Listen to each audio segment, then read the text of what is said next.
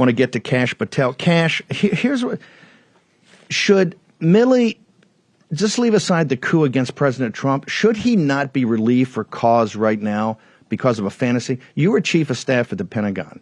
You may well be Secretary of Defense or head of the CIA or DNI under President Trump in the third victory, second term.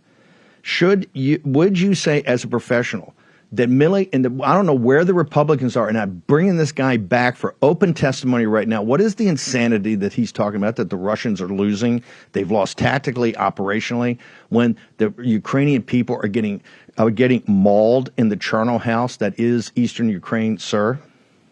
Hey, it's great to be with you, Steve. And look, let me just unpack this for a second. Mark Milley used to work for me when I was chief of staff at DOD, and I served with him when he was a military officer that we needed and that acted on intelligence and the best interest of America at heart. I was in the Situation Room when we did the Baghdadi raid, and on that evening with myself and President Trump and others assembled there, Mark Milley did his job, which was protect America, the politics be damned. Now, the reason I bring that up is because I know he's capable of doing it. But when you look at the speech he just gave, you now see that Mark Milley is what I call the Kraken of the swamp. He makes Nancy Pelosi look like a goldfish when it comes to political swamp monsters, because all he cares about is the next headline to make himself look good. Remember, this is the same guy that apologized for walking across Washington, D.C.'s Lafayette Park with President Trump with a sidearm because the media was in an uproar. It was the right image to subdue the fires that were going around the country. This guy, Mark Milley, has failed in terms of advising the President of the United States on intel-based reporting to defend this country. Instead, he's going to politicize-based reporting to say false things like the Ukraine is winning and Russia is losing. And, oh, by the way, no one's talking about the fact that how did Mark Milley and his entire operation, the Joint Chiefs of Staff, underestimate the amount of ammunition and money the Russians had to fight this war?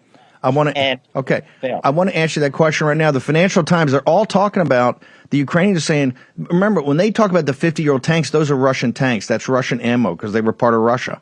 Okay? How could they not plan? How had they walked the Ukrainian people and the bravery of the Ukrainian army?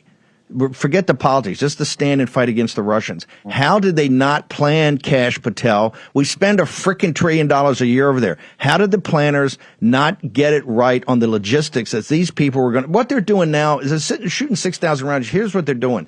They're in a trench and they're putting up a wall of lead. They're not even firing at targets. They're just sitting there going, hey, if I put up a wall of lead all day long, maybe these crazy maniacs in the Russian army won't come and overrun us. How did the Pentagon not have the logistics down, sir, to make sure these people could defend themselves when that's all they talked about? How did that happen?